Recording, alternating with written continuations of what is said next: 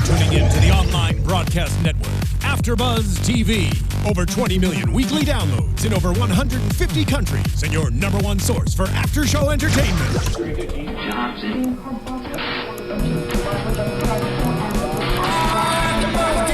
AFTERBUZZ TV, the destination for TV superfans, producing aftershows for over 300 of your favorite TV shows, interviewing celebrities and showrunners, and bringing you behind-the-scenes exclusives. All thanks to E! Entertainment's Maria Menounos, producer Kevin Undergaro, and internet leader Akamai. Now, let the buzz begin! The war was lost. The treaty signed. I was not caught. Oh no, you're biting I did. I had to do it for you. Okay, no. So you weren't confused who I was. Oh, hi. Welcome to the True Detective AFTERBUZZ After Show. With that wonderful, wonderful theme song. If you're watching us streaming live, you saw Joe Flippo do the lip bite, the white man overman bite. Oh yeah, which is Those ladies. 1, 2, 3, 4. It's so hard to count and bite at the same time. Yes. You're upsetting me. Welcome to the True Detective After Show. We have a full panel for the first time all season. Holy this is really good. I mean, for it was third show. I think Julie and I did it alone. Yes. It was very good. We did a very good job. I think we did. All right, last week. Before that, it was you and Katie Wilbert. Yep. Now, and for the first time joining us is Joe SanFelippo. Nice to be here with you guys. Now, I would give him a ton of shit normally, except for Joe has a new addition to his family.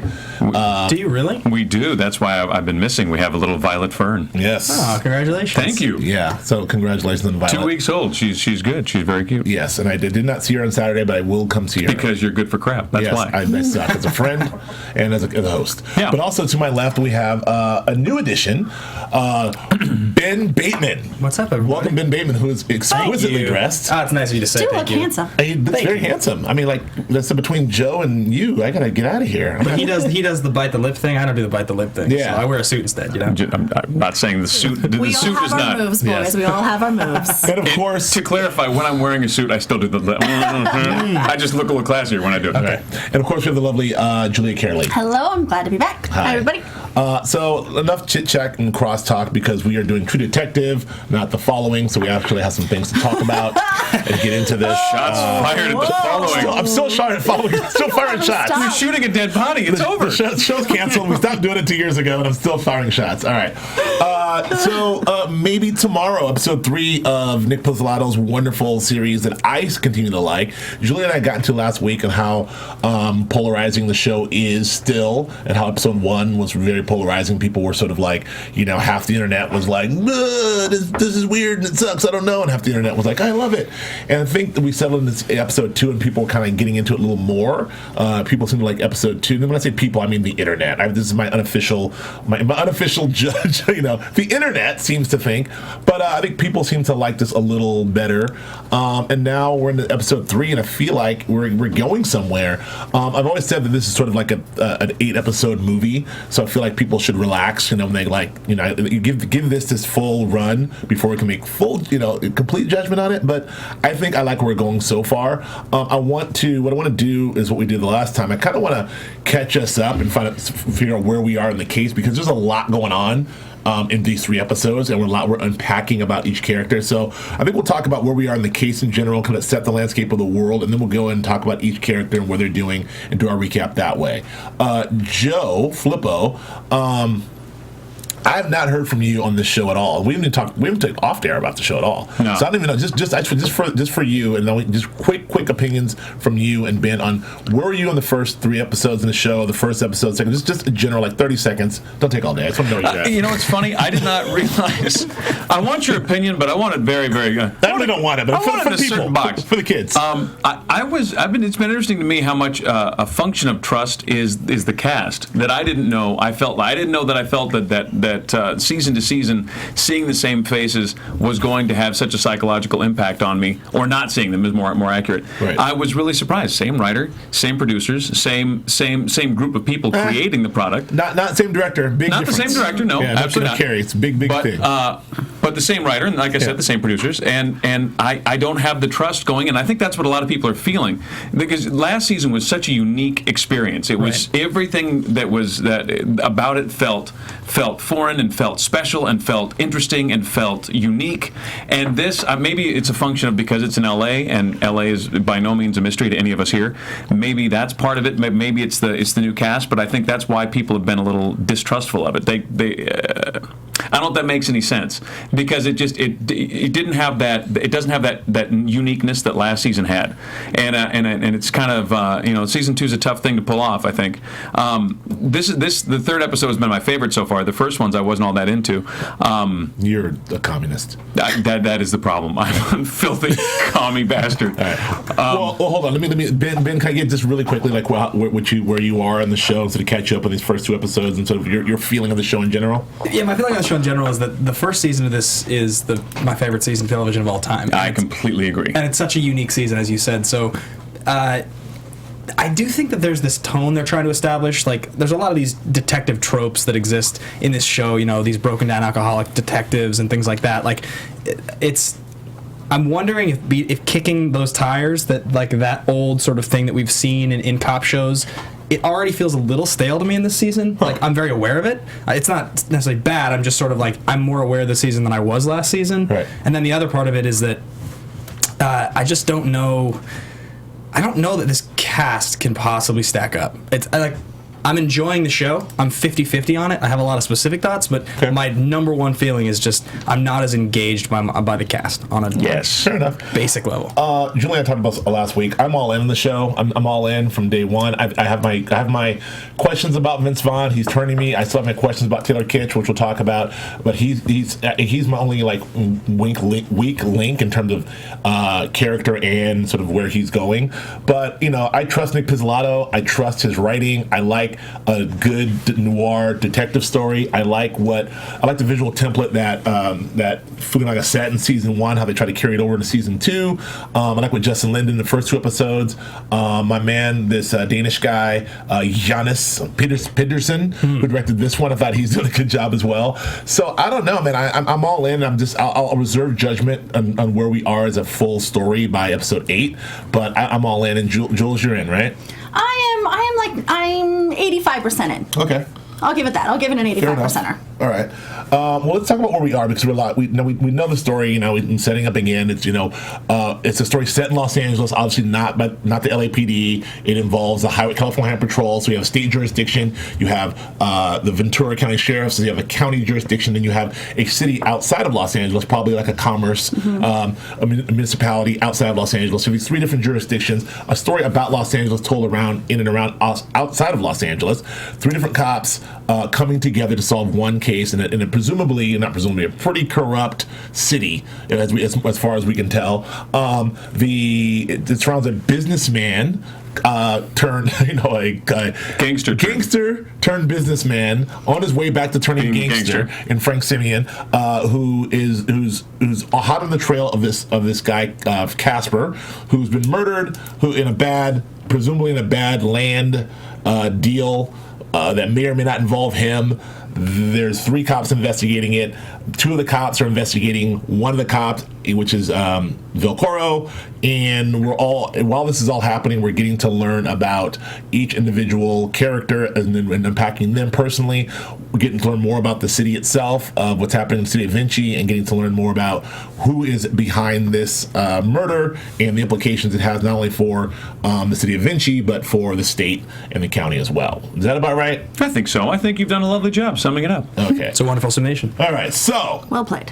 This episode, the big thing of last week was we had the big thing. Colin Farrell was dead. Dead. Shotgun blast to the chest, and then a close range shotgun blast to the Abdomen. again. I'm gonna pat myself on the back real fast here because I called it from the get-go. Yeah. You thought, oh, no, there's no way. I mean, close range. He's not going to survive that. Look. I thought maybe a vest. I didn't really think about the riot shells, but still. Sure. In fairness, Braswell had gone online to ask our cop friends, is there any way? And they were very emphatic that no, he's dead. Yeah, but also then I thought about it. I said I went over the teaser trailer, like the Zapruder film, and saw Colin Farrell like in bandages, and I saw him like with no mustache, and I saw him like, oh, he's alive. So then I quickly went online and amended, like, I knew it, he's alive, like I said. That's what I said from the get-go. Just like, go ahead. I kind of felt like it was a cop out because I think so too. I knew from like, cheat. I was like, you guys all you're doing is trying to make the end of the second episode a big cliffhanger. But like, okay, the first thing I did, I went over to IMDb. He's credited in 8 episodes, right? And that's so the first thing is like, guys, if you're gonna really try to pull this, you know that's the first thing anyone's gonna do. They're gonna see how many episodes is Colin Farrell in, and I mean, I guess it could have been flashback or just him in the intro music, and they get away with it like that way. But even so, I was like, that's a total cop out. And on top of that, I mean, the buckshot thing, like that's the same thing from Kill Bill, isn't it? That's the word, like that's the other big major riot shells, but the same exact trope. And why are we using riot shells? I mean, this is the question I got to get into. Why in the hell? Why bother shooting him? Why? What's the purpose? Well, maybe we're gonna find out as the thing unfolds. What's the purpose of standing there with your mask on after you light the car on fire? I'm here. And I'm running. It's a little convenient for me, and I hope that the storytellers have set that up that way to kind of knock it down because far too smart. I trust Pizzolatto. Fingers crossed. I'm still waiting for the Joe SanFelippo TV show that he's going to write. Where everything's going to be perfect. Why you got to be so angry? I'm not angry. I'm just saying. Did you write the show? No. I mean, what is the deal? What is the deal with the city of Vinci? You seem to be taking a better name for a city. You know, for a guy who's hosting a show about a show, you seem to be awful personally invested in this. This is just a discussion. It's a discussion. You're right. No, you have every right to have your opinion. I'm just giving you a hard time. I appreciate that. Listen, thank you. It was I think it was a little manipulative, if you say, to have that sort of cliffhanger. But at the same time, the one of the things that Chris Ryan has read the Chris Ryan review recap, and he just really reminded me that season 1 is set up on the unreliable narrator. We had 2 unreliable narrators the whole time, so it's just we're seeing this for the first time. We're like listening to what's his name? Matthew McConaughey. Yeah, Matthew McConaughey, long hair, Russ Cohle, like we have no idea what's going on, and then we're flashing back to a very competent Russ, and then we don't know what's happening from either guy, and Woody's telling one thing, but we're seeing another, and it's up to us to sort of figure out what's happening all the way along. And I think that this is a little bit of that too. I mean, I like the idea of having us, the audience, have to sort of figure some things out, or have some mystery, have some things be unreliable. I don't know. I get it, but it didn't bother me that much. I'm just happy the guy's alive. I actually think that's what made season 1 so special. I think that's what's lacking in this season. Okay. Is the 2 different narrators, the jumping through time, the philosophical ways that they were speaking in the car at all times. It just sort of kept you so engaged and always guessing and never really sure what was going to happen next. It just feels a little. I just feel like there's a level of stereotypicalness. It feels a little too procedurally. Is that a word? Yeah. Procedurally for you. I mean, I feel like it's more of a traditional, sort of detective story, if you will, and I'm giving him that. And like if Nick Pizzolatto came back and did another like Time is a flat circle, and another like mystic, gobbledygook Red King, like we'd be all. I mean, he can't do that back to back. I think he had to do something different. Don't you guys feel a little bit like they knew the stakes going into the second season, so they're like, we're really gonna have to knock it out of the park? I mean, such to the point that they even have Woody Harrelson and McConaughey, I think, as executive producers on the season to oversee the tone. I mean, I was like noticing there's that scene where you see Vince Vaughn and Colin Farrell talking, and he's like, you didn't want to talk on the phone, right? Now, in that conversation, at one point, Vince Vaughn says there's a certain stridency to your words, and then Colin Farrell says, I'm feeling rather apoplectic, and I'm like, in what world do people talk like that? Pizzolato's world, baby. Exact note. I was like, what? Like, you're a cop. Like, you're a crooked cop. When have you ever used the word apoplectic? Like, and then from Vince Vaughn, I'm like, I understand you're a businessman, but like, there are far, far, far less, like, I'm trying really hard to write this way ways to stage that scene where I'm not just watching and going like, I get it, man. You're trying to match the tone and the intensity. Yeah. This just doesn't feel correct. But you would not have second-guessed words like that in the first season, would Not you? at all. Because I believed it from those characters. Right.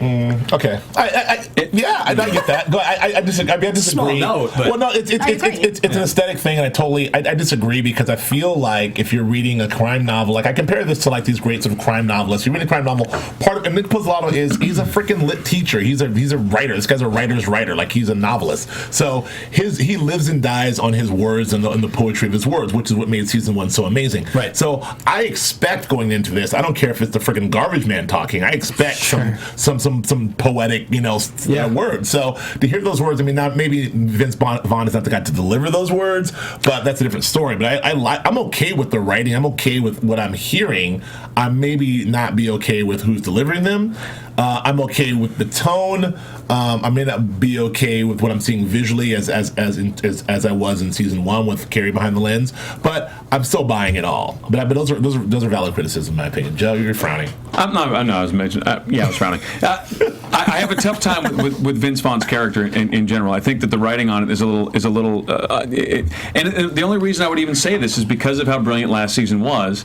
Then to have things be uneven this season is very jarring. I think if it was any other show, we wouldn't even notice. But because we got so spoiled by last season's, I mean, it's brilliant. Last season the was writing, brilliant. though? Yeah, I think is it it the was. writing? Because the book on Vince Vaughn right now has been like, Nick Pizzolatto has done this great thing. First of all, Nick he's written all these characters for these actors. No, I get it. Mm-hmm. But so he really okay, Vince Vaughn, I'm writing this for you. And so people really in episode 1 I don't really believe this. Episode 2 is okay, I believe it more. Episode 3 we're kind of getting it. I feel like I'm trusting a little more, but you're still off on it. I guess the things that leap out at me is if you're a gangster who's become a businessman, then probably the first thing you're going to do is go through and figure out what am I saying that does not pass muster at the golf course. What am I physically? What are the words that I'm using that I'm not to use anymore?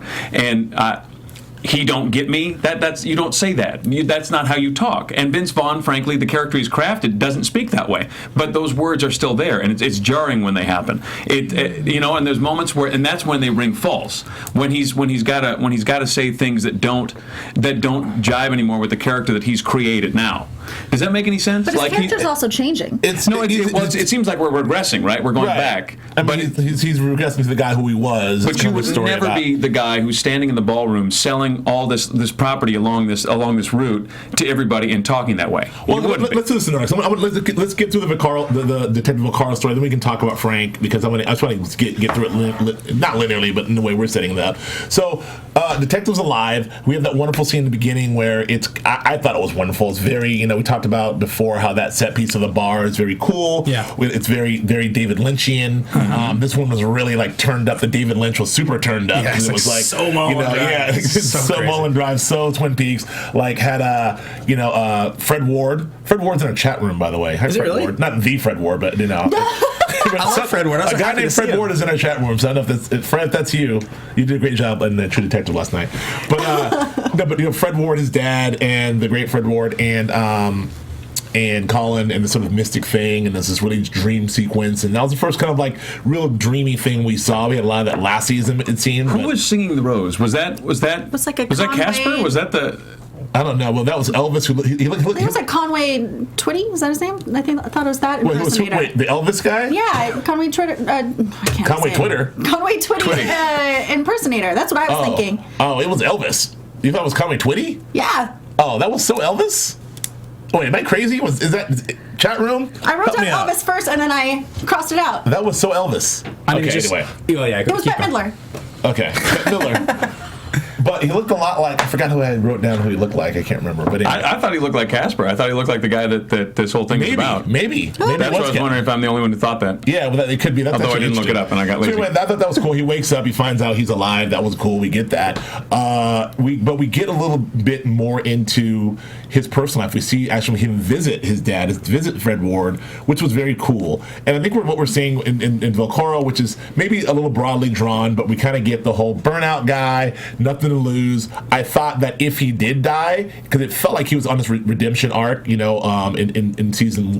episode 2, like he was sort of wrapping things up and coming to grips with things. So if he did die, I was almost okay with that. But now we're going to get to see, hopefully, him go on this real redemption arc instead of clean himself up and try to like make things right.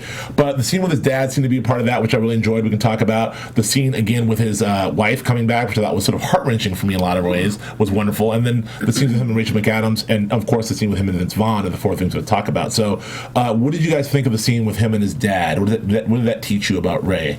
Well, I mean, okay, first of all, it was great to see Fred Ward, because I feel like Fred Ward's like his like real heyday was like the 90s. And it's great to see him. He was in some wonderful Robert Altman movies back then and everything. I liked all that. The one thing with the scene with his dad is like they're working so hard to give us this tonality of the weird underbelly of Los Angeles, just like you're talking about the Lynch thing, the Mulholland Drive feel. Like it's the same feeling that you get in Collateral when they go to like, I think it's like East LA, and he has to go to that weird club with the cowboy hats. It's like, I live in LA and these are parts of Los Angeles that I would never experience personally. It's this weird underbelly. I'm there. I live in Los Angeles. I go there. I go to those places. I'm just saying, those like, are my bars. In general, like what they're doing is like they're just working so hard to give us that, and it's succeeding.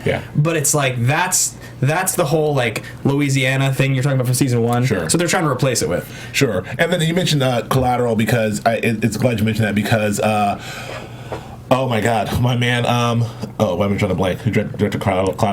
Michael Mann. Michael Mann. He's a Los Angeles guy. I feel like no one shoots Los Angeles. He shoots Los Angeles the way Scorsese shoots New York. Like he's great with that. I feel like Nick Pizzolatto is trying to capture some of that, Yeah, so there's definitely this LA thing to that. And as I said, the burnout alcoholic father thing, that's exactly what I'm talking about with the old broken down alcoholic detective thing. It's not that it's a truism in like this, in the mythology, like the mythos of detective work. That's like what you always get, right? And even if you want to compare like Colin Farrell as a character to season 1, I mean, I think you would sort of have to say that like he's Woody Harrelson and McAdams is McConaughey. Well, but I also think it's cool. But I like the way. I mean, it is kind of a little bit cliche to see that, but I feel like we have to get a sense. There is a sense of like, he comes from a line of detectives. I think what we learned from the Fred Ward character is like he went through the LAPD and went through like he talked about the OJ and the riot time and went through some of the corruption issues that were back then. How the job's hard to do. It seems to be like a tradition of the job beating someone into submission, him watching his dad go through that, and then him sort of wanting to do the right thing and then also being beaten into submission. So it feels like 2 generations, maybe more of redemption that he's carrying on his shoulders, which is what I got. I don't know. What do you think, Joe? Well, it's also... Scene? And we got friends who it's tough to follow Dad. It's really never easy to follow Dad, especially if he's a larger than life character.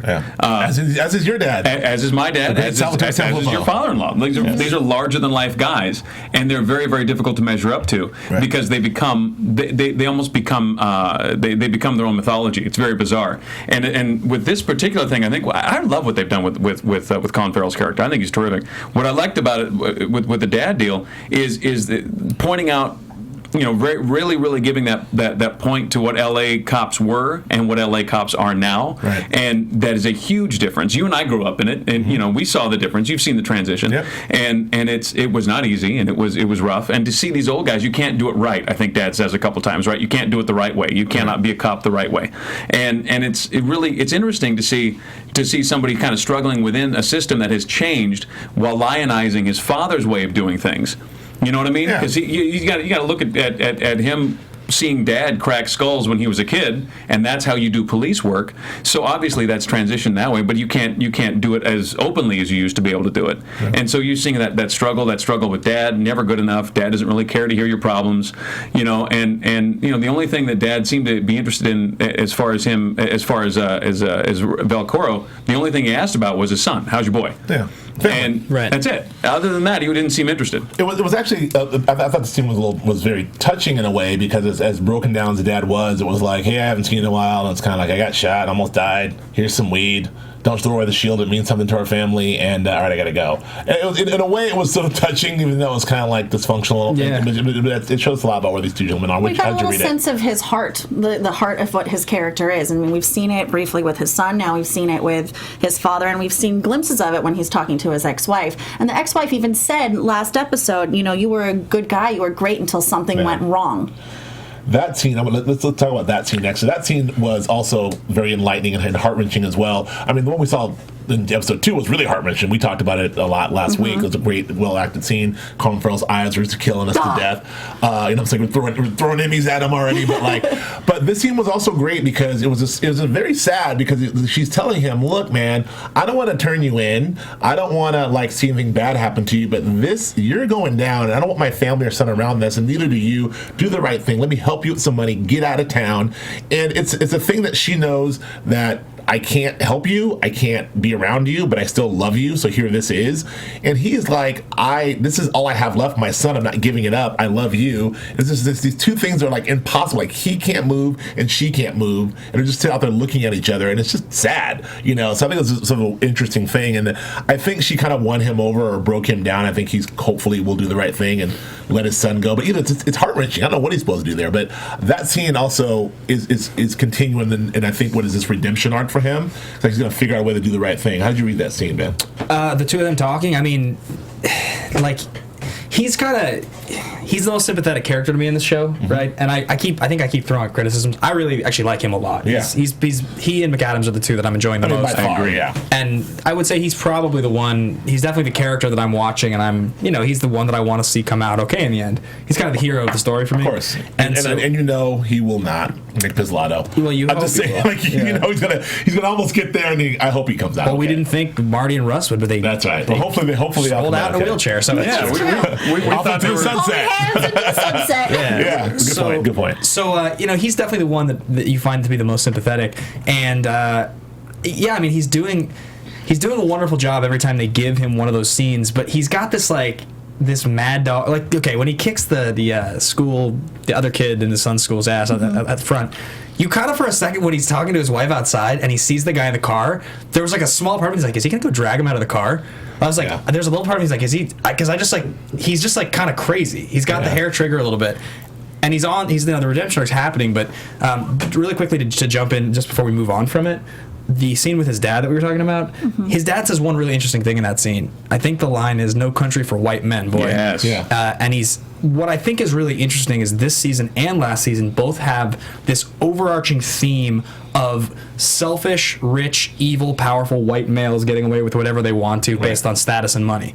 So I thought that was a really interesting line. I think it's kind of like what Pizzolatto sort of likes to write about it's a hidden class thing he writes about. Yeah. So here's what's at power. Here's the power behind the power that's fueling the power, and then here are the people down here who are left to.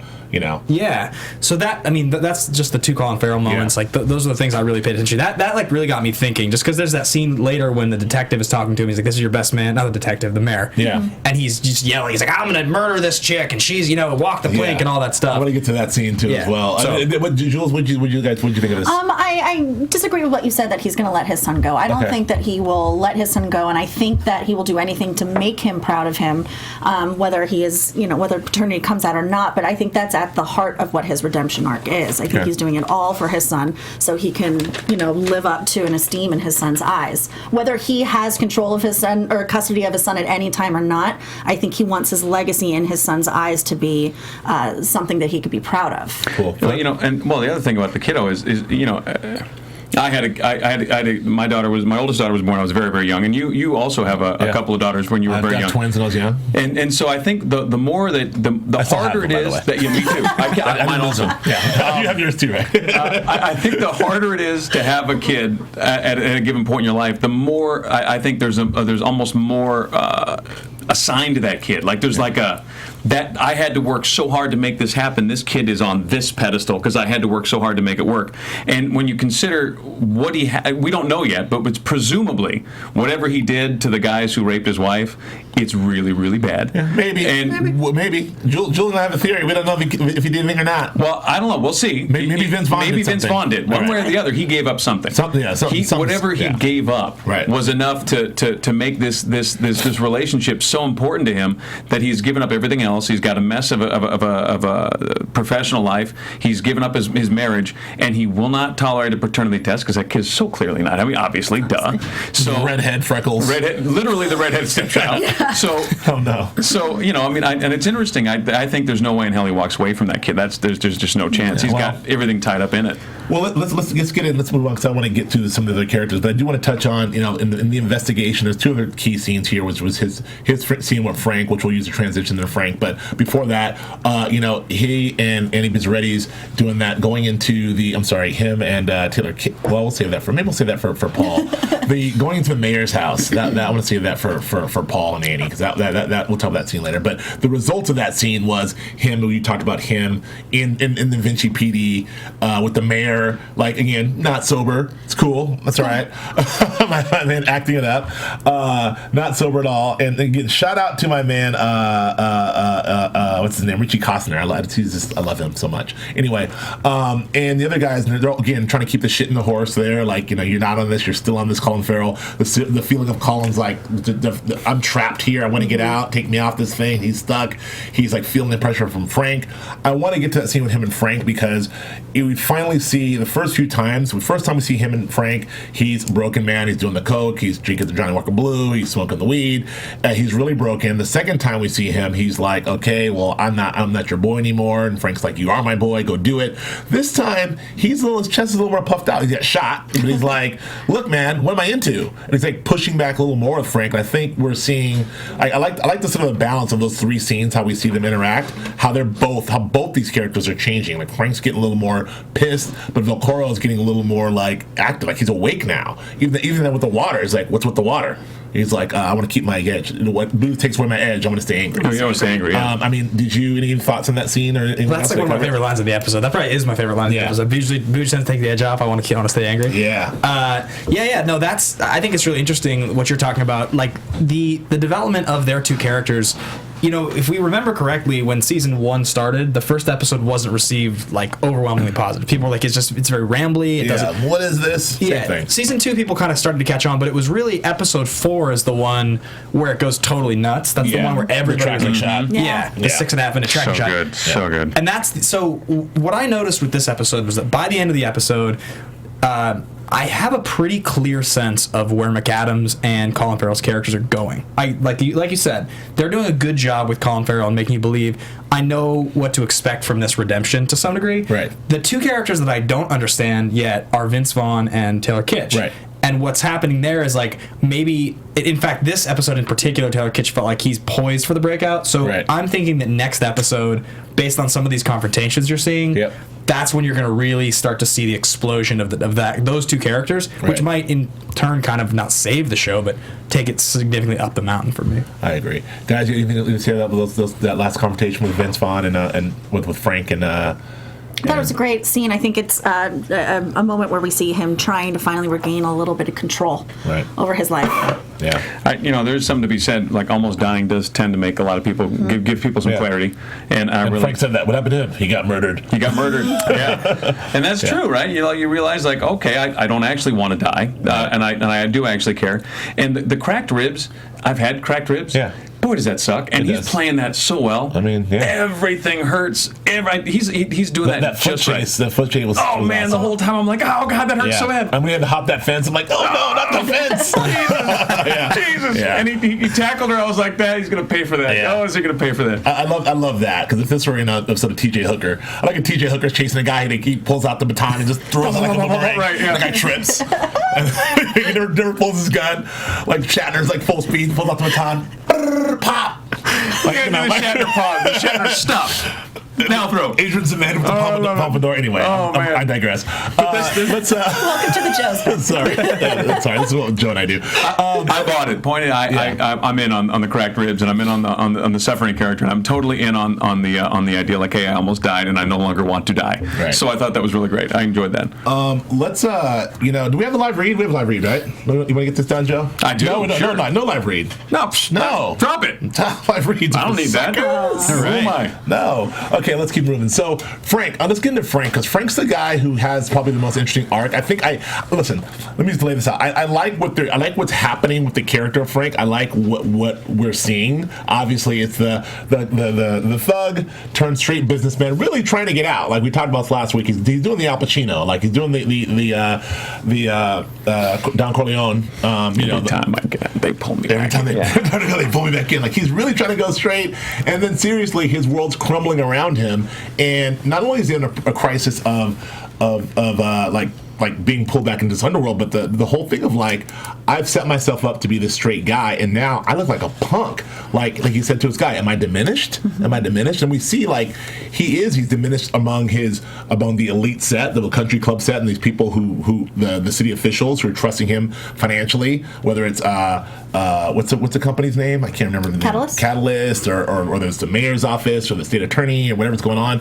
And now like amongst his own guys are kind of looking at him kind of weird. And we see this his gang of thugs also questioning him as well. So we see this guy's world crumbling. So the idea like he's this guy at the beginning, and then he has slowly but surely creep back into the guy he was, and now we see a guy who's like really leveraged, not only financially but like power wise. He's having an issue with his wife, and he can't seem to make a baby. Well, not a problem for you, Joe. Clearly, no. Congratulations again, man. Appreciate that. Never mind. I don't know. 2 weeks ago, everything was cool. I don't know what the hell happened. But like he can't seem to get that happen. It's crumbling there. We know what's happening on the financial side because he's leveraged. That $5+ million's gone, and now we see him going out and say, "Well, I've got to go earn this money. I'm going to become a thug again." So he's going out shaking trees, leaning on his construction guys, which is kind of cool. But in that weird, crazy scene where he has to go in and sort of call the guys together, after the guy who's murdered, who I don't know who the hell that was, by the way. Stan. Do you guys know who? Do we know who got killed? Just one of his thugs? One of his dudes who got. Yeah. Okay. Have we seen this guy? We have. I think so. Okay. So One of his lieutenants or something. One of his henchmen. Okay. So the notion of him calling these guys together, and he's like trying to do his big ballsy thing, and my man's like, you ain't the big shit anymore. And so that was a weird moment where like, wow, he is diminished, but. Props to Vince Vaughn because he was able to sort of say, okay, really, let's scrap. You don't take off your rings. Now, whether or not we buy that scene or not, whether or not we think Vince Vaughn was convincing as a tough guy, the character of Frank as a 6'4" guy who clearly had some shit back in the day, whoop dude's ass, pull out his pliers like a real gangster would. And I thought it'd be more sort of Scorsese. I thought he was just going to give him a bada bing in the head like Flippo's people would, but he didn't do that. I'm sorry. That's racist. No, I love the Italians. I thought he was going to do one of those things, but this was kind of cool where he beat him down like a good old-fashioned beat down, pulled his teeth out, and got really gangster on him. So that has to earn him some respect and some street cred. But first of all, what do you think about the arc of this character? And also, what do you think about Vince Vaughn's performance of this character? I'm buying it. I was out episode 1. I was fully in episode 2. I'm teetering in episode 3, but for the most part, I'm buying it. And then, do you think the character of Frank is being successful in bringing back respect? All right, so this is the one I'm the most passionate about. So you talked about the internet buzz on this show. This is the most polarizing part of the show, seems to be Vince Vaughn. Everybody has their opinion. So a friend of mine, while I was watching this, texted me, she said, I don't believe a word he's saying. Now, I thought about that, and I was like, it's not so much that I don't believe it, like he's not doing a good job with the words or something, but thinking about the Vince Vaughn, the dramatic Vince Vaughn that we saw in the 90s, like, he has 4 or 5 roles back then that are kind of touted as like why he would be able to do this. He's doing about what you saw him do. Like, he is exactly doing with this character what I think, if you look at like his track record, you could expect the best job he'd be able to do. And it's not a bad job, it's just Vince Vaughn playing a straight man to some degree. And so the one thing that I thought of, though, because I've been kind of complaining about his character this whole time, he's been the least believable part of the show for me. Like, when he's on screen, I'm not sold. He's not driving the show for me. Right. But what I did right here was that, like, his unbelievably is juxtaposed against his everyman appeal, and maybe that's why he was cast, because he's supposed to seem a little soft, because he's Vince Vaughn. Like, well, I will say that I think he's cast in this way because you're supposed to believe you want this guy, you want to see this, this guy's he's an upstanding straight guy. But then you have to believe at some point that this guy used to be a badass. And that's the part that's kind of weird. Because we believe that this guy is as a politician, as a guy who's trying to get things done, as we see in episode 1.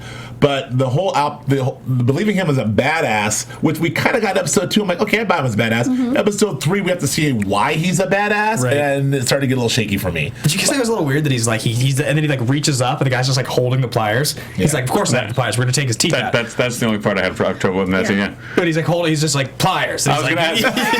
That's a good history. I've been in a handful of fights, but I've never brought the pliers with me. And maybe that's my problem. That's what I was there for. Is that pliers, Braz? Right. I'm like, slap. It's not ruining the show. We did miss you a couple times, and there were no pliers. That's absolutely true. It's not ruining the show. It's just like, so far, and this is what I mentioned in the last conversation, where his character is going to go, he's so full of bluster, you're like, he sort of fought back in that moment in the fist fight, right? So you're kind of like, okay, he showed what the bluster is coming from, but really, how far can this go? How many times can he be like, I'm a bluster, but I still got it, and no one's going to just kill me for acting this way? Well, that's kind of the arc. We'll see how far. I guess what this is about is how far of a gangster is he willing to be, because he's still trying to this line like, look, I'm trying to be straight. I'm only going to go a little gangster. I'm going to lean on a guy. I'm going to lean on my dirty cop, but I'm not going to go full gangster because I'm not a gangster anymore. And now, even here, it's a beat down, but it's not full gangster.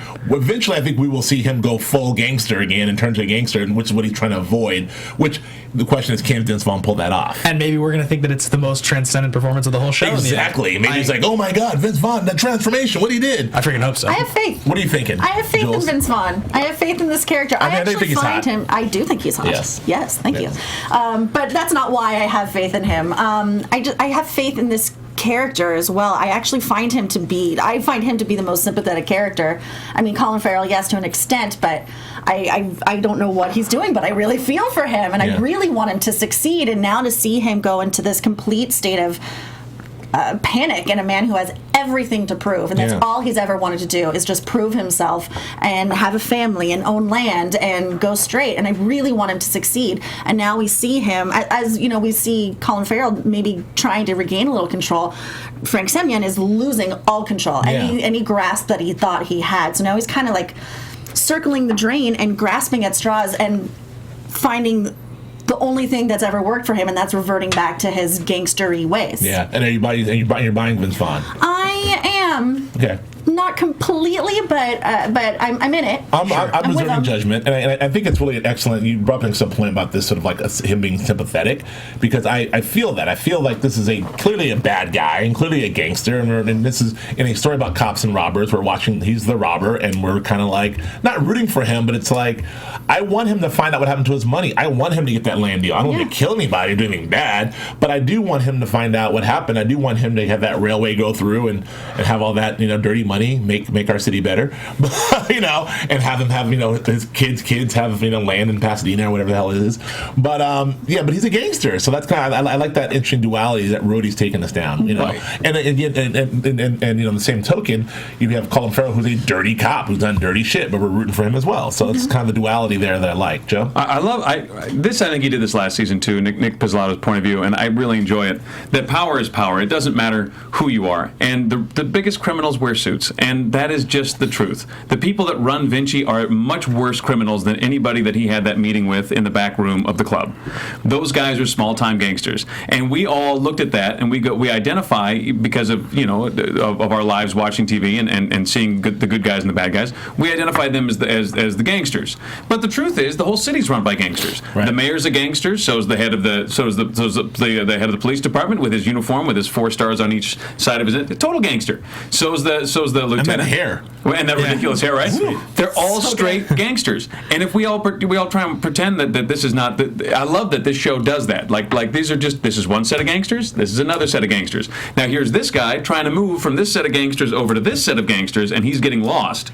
He made a mistake. Somewhere along the line, his way of communicating, he got screwed. And that's, to me, that's the interesting thing. He's the liminal character, right? He's straddling these two different groups of gangsters. Right. And I mean, that's really what's happening. And I love that he's got to go lean back on these guys to figure out who screwed him over here on this side. But the bottom line is, it is either way.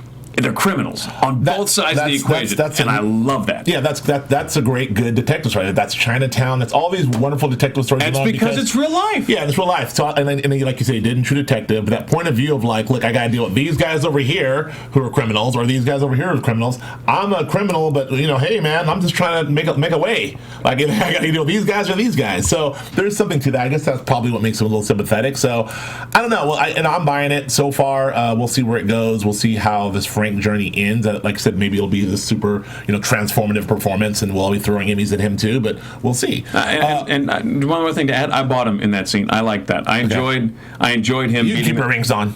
I enjoyed that. Come on, Mikey, let's go fight. Your money. Like there was. Well, it seemed to me like there was a. And I think you brought this to it. I think you brought like a. You know what? This I understand. Right. This I get. This I know. Right. I don't have to try and figure this out. Right. I absolutely know how to do this. Yeah, I like that too. And I enjoyed that. It seemed to me like he got to be. He's 6'4". He's a big dude. So I believe that. He's taller than 6'4". I've met that guy a couple times. I've met him a couple times too. I'm 6'4". You're 6'4". He's bigger than you. Hey, he ain't bigger than me. I think he's 6'5". I'm pretty sure. I think he's 6'5", 240. Well, I'm 6'4" and a half. All I know is I was looking the dude in the eye. But keep your pants on. It's not that kind of party. I do want to add one quick thing because I know we have to move on. But speaking about Vince Vaughn being a sympathetic character, I think it's interesting that so many of our anti-heroes in these great stories, these crime stories that we relate to so much, it's like you have to be able to relate to them as a person who is not a criminal, right? Right. So because we all look and we go like, if this guy's just a sadistic psycho, like you can't relate to a psycho, right? Yes. But you can relate to someone who you're like, well, you did what you had to, this kind of code of honor sort of thing within your community to get where you are now. And now you've gotten to leave all of this, because you're in your own mind, you're like, if I was a criminal and I saw the opportunity to turn straight and be rich doing it, I would do that. I'd stop killing people. I'd stop getting in fistfights. And you see him losing it and it's slipping away from him. And as a person who you're like, if I had to do that to survive, I would do that. Right. You're like, I can relate to that. I can see why your life is so shattered, losing this beautiful thing you felt like you scrapped to be able to build, and have to go back to this thing that presumably the ethical part of you hated anyway. Right. You know what I mean? That's like the sympathetic part of it. This is why you cast Vince Vaughn, presumably, because he has that embedded in him. Like, this is a guy who I believe who could be a guy who I could get behind. So let's go with that. And props to his wife for giving the great line of the show, which is "S your own D," which is I thought was cool. Threw the cup at him. Too. I like to think, thank God that thing's empty. Anyway, do you wonder, as a character, do you wonder if he feels like he's walking away from something that is ethically questionable into something that is ethically not questionable any longer? I mean, is that kind of what he's doing? Is it Chekhov? Is it the Three Sisters? Is it once we get to Moscow, everything's going to be okay? Is it once he gets over that hump and he gets that land, is everything ethically okay at that point? Do you think he thinks in those terms? This is the whole going straight thing, right? Like, I mean, there's different levels of shit, right? Like I said, power is power, but like at a certain point, like, well, at least I'm doing it legally. At least I'm legit, even though it's still, you're walking away from one set of things, but it's a different level of unethical behavior, but at least it's a clean unethical behavior. Well, so this is my question, and this would we got to move on after this. This would be the arc question. Is it because to me there's no difference. If you're a racketeer or you're a racketeer, or if you're a gangster or you're a gangster, either way, if you're getting involved in a land deal that's exclusive, that you're cheating everybody else out of, and you're using eminent domain to take somebody else's property and you're buying it at a discount, that's unethical. You're stealing. Yeah. So to me, the question is, the whole city of Vinci is built absolutely, on that, right? Like, so the question is, as a character, right? If the character arc is coming to, is the idea is that he's been trying to get to quote unquote legitimacy, is it a question of just not having to look over your shoulder anymore, or is it really a question of getting to an ethically better place? These are the open questions that Nick Pizzolatto's asking in this book. I mean, like Richard McAdams touched on that by the city of Vinci, like it's built on these people who commute here to keep this place going. It was, during the suburban flight, everyone left. The big companies came in to get cheap labor. What is it? Legalized slave labor. It was sweatshop economics. Yeah. So like this is kind of what keeps our city going, and the people who are behind that, the guy behind the guy. I mean, these guys aren't the most ethical people, but they're the most upstanding people in our community. So what is good, Joe? I don't know. That's my question. Well, right? It's an open question. So is the arc going to be that him realizing as he goes along that there was no such thing as getting quote unquote straight? There was just a matter of having less people behind you that can stab you. I think it's just fun. You're just more insulated, and it's less likely you're going to get shot. Well, that's what I'm saying. Yeah, so it's not an ethical question at that point. It becomes a question of comfort, a question of safety, but it's not really a question of ethics, because ethics means you're not looking over your shoulder at your money at all. No. You feel good about having made your money. Does that make any sense? It makes sense. No, I got it. It's a good point. But we have to move on. We go down that road all day long because it's a good question. We can discuss it more in the chat rooms and online. But let's talk about Paul Woodrow because this is also for me a polarizing character. This performance, Taylor Kitsch, we touched on it earlier. I mean, this guy. I said it last week. This is the one guy in the series who is not self-aware. Like everyone else seems to know. Like, man, I got problems. It's evident I got problems, but I got problems. Leave me alone. Like everyone seems to be aware. All three of the other characters. He's the guy who's like, I got problems. I know I have problems, but so what? You know, and I'm sorry, I got problems, but I'm sorry. His character is, I don't know that I have a problem. Why is everyone bugging me? I'm just trying to live my life. Get off my back. When it's so clear to the audience that he's repressed, he's got PTSD, he's, repressed homosexuality, he's got some issues, he's got mommy issues, clearly. So we see a little bit that in this episode, we get a little more backstory as to, maybe talking to one of his buddies on the Black Mountain crew, and seems like it wasn't just Black Mountain; it was probably a little more Brokeback Mountain, if you know what I mean, Joe Flippo. So that. No, even I had some long nights. That night camping. Anyway, you imagine how much I've done. I just want to out us all. Like I don't believe you. Anyway, so I fear for my personal safety. He's a big man. You're drunk. No. But yeah, so clearly there's a wonderful 3 days that happened, out there. Got it. There's one more wonderful 3 days that happened. Out there for one of the guys. He's still fighting it. We saw his fully angst repression when he's working that CI, working the gay guy at the about the club. Right. When he goes in and he sees Vince Vaughn, and Vaughn gives, I believe Vince Vaughn there, like when he bumped him, he's kind of like, get off me. And then as he's sitting there talking to the two gay guys and they're talking about sex, he's just like throwing back the shots, completely uncomfortable. Even in that scene where we worked that scene with Rachel McAdams, he's full of this angst. He's the most sort of cookie cutter drawn character, and I'm very curious to see. All right, I get it. The guy's repressed. He has PTSD. What now? Like, what now with this guy? Like, that's where I'm at with him. I'm the most frustrated with this character because I'm like, all right, I get it. I mean, where are you? Well, I will keep it very brief because then we have to move on. But basically, I think that the use of good-looking characters in detective shows is always super, super, super interesting because when you put like a clearly very handsome dude in a role like this, you're like, okay, there's a point here. The audience is supposed to pay attention to the fact that you're good-looking, and it's nice that in the script they're poking fun at it. Yeah. They keep making reference to it, so it's obvious that we're supposed to notice that. But it is like weird when you cast like a model as like that. Anyway, I'm not going to go down that road, but nonetheless. That is very interesting to me. And then also, having been a huge Friday Night Lights fan, which is like that's his major claim to fame is Riggins. There's like a whole arc of that character where he comes Don't off forget like John Carter. Yeah, like a very traumatic experience, and he gets, and then he's a very dark character who rarely explodes, but when he does. And that's, I guess, what you see there when he explodes at that guy from Black Mountain. That's the character.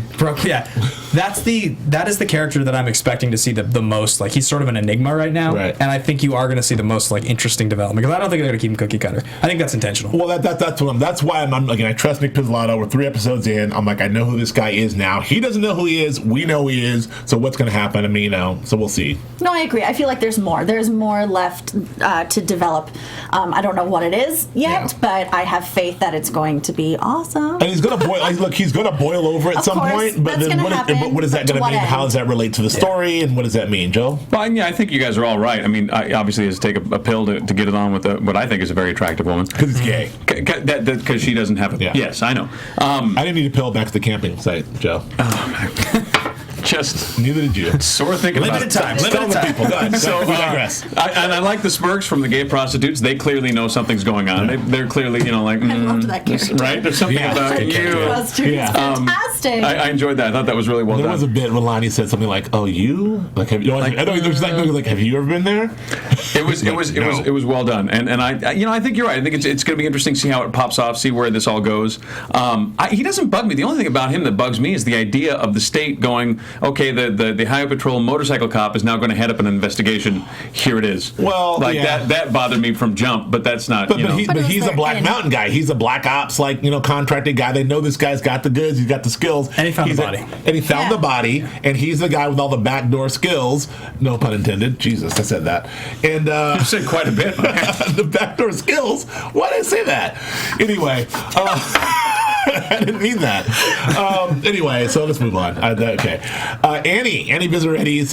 We didn't really get much of her this episode. We got a cool scene with her and an old dude from episode 1 who wouldn't do the Steve. Who wouldn't do the unquestionable. Yeah, wouldn't get kinky with her. That was kind of a cool scene. Yeah. And again, I believed her when he's getting all her face and she's looking up at him as like, what do you say? I'll if you do that again, you'll have to take your teeth home in a little baggie. Yeah, I believe her. I'm like, she's gonna away while you have some dignity. Yeah. Exactly. And she, look, and he did, and I love that scene. I loved everything about it. It says everything about her and the workplace.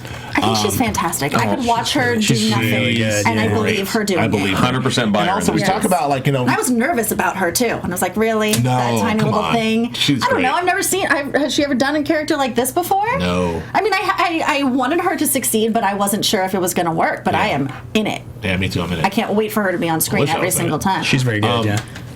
What? Jesus. I'm sorry. Anyway, she's great. But the one thing I do love about these characters, again, we talk about these broken detectives who are also extremely competent. So what you can see with Rachel McAdams, with Annie Vizzaretti's, is she's broken, but she's extremely good at her job, and she's extremely competent. So I love these scenes with her and Valcaro talking, and sort of talking through this case. We can see a little bit of her and Woodrow in the car together, talking through some stuff, a little bit of personality there. I was going to ask about this thing. Do you think this is going to be a bad exposure for you if you do the job? But we gotta touch on the scene when they go in and question the mayor. Like, the mayor is living. Well, how's this guy living? I'm the mayor. I live in Bel Air. I got my son up there who's multiple accents, like throwing chicks off the pool. I've got a girl making a collage downstairs, some Russian broad. Like, I'm married, that Russian bride. That's my wife. That's my wife. That mail order bride, clearly. He's very proud of me. The house is a complete goddamn disaster. Empty bottles of goose and everything else. Was there a party last night? She's like, no. Like, what do you mean? It's not for party. Why you say stupid things? This is a Tuesday. I wear $20,000 dress. I do whippets all day long. What did you say? For my eyes. Medicine for my eyes. That doesn't. I don't think that's for the. All right. But I loved all of that. I don't know. Yeah, Mayor. Mayor's dirty. Mayor's a straight criminal, man. He's a straight thug. That scene was great. I don't know. Any thoughts on Annie? Because I do want to touch that. Paul. One thing we didn't touch with Frank is he. With the scene with the Russian cat, and he's like, it came to him that, oh shit, like, wait a second, maybe he's the guy, like, someone's out to get me, someone's out to get me, and who's that person?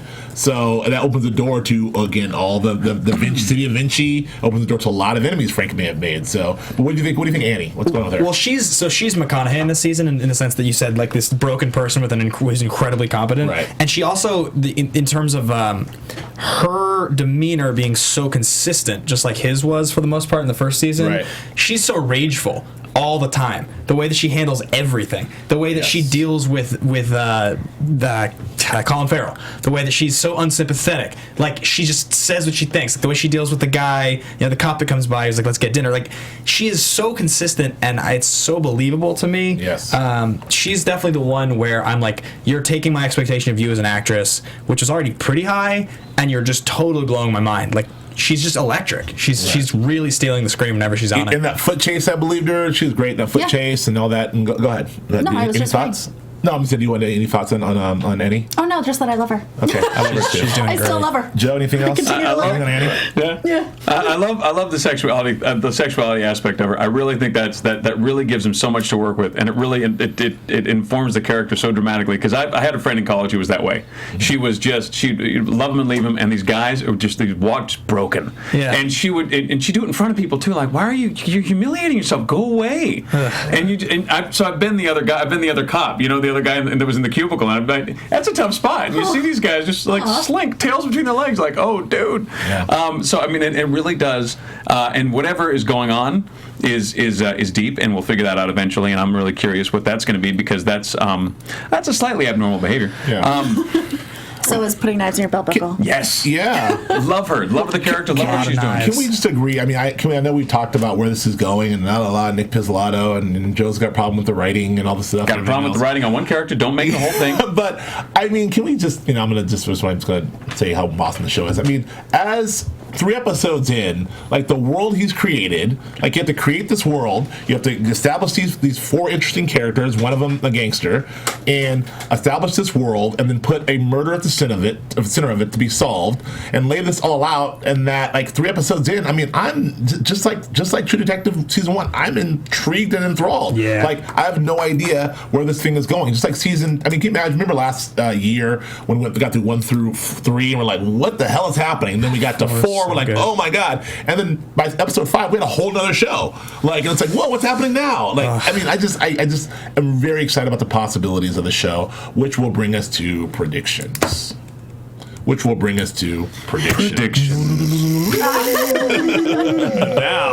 your AFTERBUZZ TV prediction. I do want to shout out some of our YouTube and iTunes folks, because everyone's been wonderful. Tobias. I don't know why you bother with the drop-in. Mohair. Let's see, I'm going to mispronounce everyone's name. Bevrosity, Nicholas Romani, Jacob Starr, Joe Klein, Jason Kendall, Vince, David Weiss, thank you. Nina Nesla Poldori. This is, I mean, I'm screwing these up like Nando would. C. Marigali. I don't know. I'm sorry, everyone. And for those of you who are watching right this very second, watching us live, I want to shout you guys out. Fred Ward, as I mentioned, Brian Lindsay, Mark. I know Joe Johnson, my boy Joe, director Joe Johnson, and actor Frank Ward in the chat room. Fred Ward. I don't know. Ill Will, my man Ill Will. He's a DJ for Dougie Fresh, I believe. David X, the Howling Fan Dudes, and all you guys who are watching right now. All of you guys, thank you so much for tuning in live. We appreciate you. Thank you for watching us on YouTube and listening to us on iTunes. We are still one of the top 10 shows in AfterBuzz, and it's all because of you. So thank you very much. That's so cool. And also on iTunes, please continue to rate us. Joe likes 5s. I'll take 5s too. But if you can rate us on iTunes, it helps other people follow us. We have 5 episodes less, but we're doing pretty well. And thank you very much for all of your support. Now, Julia, what's your prediction? Predictions. So I think we're going to get a little bit more out of Woodrow, and I think it will come to a head in a couple different ways. I think maybe Annie might try to put the moves on him to no avail, since she is a pretty sexual character, and she's already commented about how good looking he is and whatnot. I also think we didn't really mention that Velcoro's partner is following Woodrow, and I think he saw that exchange between he and his Black Mountain guy. Yeah. So I think he's going to expose him, and I think that will lead to Woodrow's explosion. We also didn't mention, which is worth mentioning, the scene where we had all the apartments check in. We had the scene where Velcoro checked in. They kind of gave him the business, steer it one way, make sure you're doing this. We also had the scene where the county people were like, flirt with the guy. You don't have to F him, but do something. I'm thinking like, I didn't put this in a memo, but there might be a promotion in for you. And she's not really reacting well to that, which I think is kind of cool. But I don't know, Joe. I just wanted to mention that because we forgot to mention it. You know what? I don't know, man. I really this is one of the things I like about his show is I don't like to have predictions. I think That's a cop out. I know. But on our show, we like predictions. Okay, so I think Frank that we're going to run into, one of the people going after him is the Russian, but I don't think he instigated it, and I think it's going to be tied into the mayor and the mayor's Russian wife. I think that I don't think that's going to be. I think that's not going to be a stone that's left unturned. I think that the mayor's son is much more interesting so far than we're being led to believe so far. I think that he's going to be a much bigger player than we think at this point, and I see Taylor Kitsch and drag at some point or another during the course of the show, and I don't know why, but I have it in my brain. Okay, I'll tune into that. I'll watch that. All right. Just saying, right. it's in my mind. They had long hair, Tim Riggins. I'm gonna go with. I think the next episode's the big episode of the show. I think it'll be next episode, and then 7 and 8 will be the biggest ones. And I think that one of the 4 main characters in next week's episode is going to do something they can't come back from. So if that means that Vince Vaughn kills someone and it's now there's like another murder rap, or if it means that one of them dies, like something drastic is going to happen to change where we're going in the story. Because it felt like this was like as far as the sort of like vague, these are the stakes and these are your characters can go. I don't think that it's just going to. This to some degree almost felt like a filler episode relative to like what some of the others do, and next one will not. Next week will be the big one. Okay, I got a weird feeling where I thought that clearly we're setting up for Rachel McAdams and Vaughn to sort of really team up in an earnest way. I mean, she already kind of trusts him, and he's already kind of turning as well. I think he's going to come clean. She's going to believe him. They're going to really team up to sort of really genuinely solve this thing. My prediction is that we're dealing with a larger force outside of Vinci. We're dealing with a larger force outside of solving this thing. Whoever killed Casper is the Russian. Maybe there's a larger force and larger picture out there that's in the stateside. So I think that you may have an unlikely union between the 2 detectives, Vaughn and Bezredis, and Frank, Vince Vaughn. I think that, like, in a weird way, it may come back to they're on the same side. And, like, Frank may be working with the detectives to get whoever the bigger person is. I feel like that Frank's the gangster now, and he's doing gangster shit now. But I think that somehow those 3 detectives and Frank's interests will be aligned against the city of Vinci and against whatever this larger force is. That's kind of what I think. The higher power, it's always the bigger man. And Taylor Kitsch will be able to I don't know where the hell. I don't know where Taylor Kitsch is going to be. I don't understand him yet. But we'll see. That's my prediction. I think that's all we got. I don't know. That was a lot. That's a lot. Yeah, we packed all right. We got an hour and 3 minutes in. Joseph SanFelippo, Salvatore SanFelippo. Where can the people find you? On the Twitters at Joe Filippo, JoeFlippo. Julia Cearley. On Twitter and on Instagram with my name, Julia Cearley, JuliaCearley. Yes. Ben Bateman, you guys can find me at Ben Bateman Media on Twitter and Instagram. Thank you so much for having me, guys. This is awesome. I'm so excited about my favorite show. So. I'm glad you're here. And you can find me at Joe K. Braswell on Twitter, Instagram, and Periscope. You can also find me here at AfterBuzz doing Hannibal with these guys, minus Ben, plus Dua. Divided by the square root. That's all I got. What? All right. Nothing. Thank you so much for watching us, and thank you so much for listening to us, and we'll see you next week. Woo-hoo. Boom. From executive producers Maria Menounos, Kevin Undergaro, Phil Svitek, and the entire AfterBuzz TV staff, we would like to thank you for listening to the AfterBuzz TV network. To watch or listen to other after shows and post comments or questions, be sure to visit AfterBuzzTV.com. I'm Sir Richard Wentworth, and this has been a presentation of AfterBuzz TV. Buzz you later. The views expressed herein are those of the hosts only and do not necessarily reflect the views of AfterBuzz TV or its owners or principals.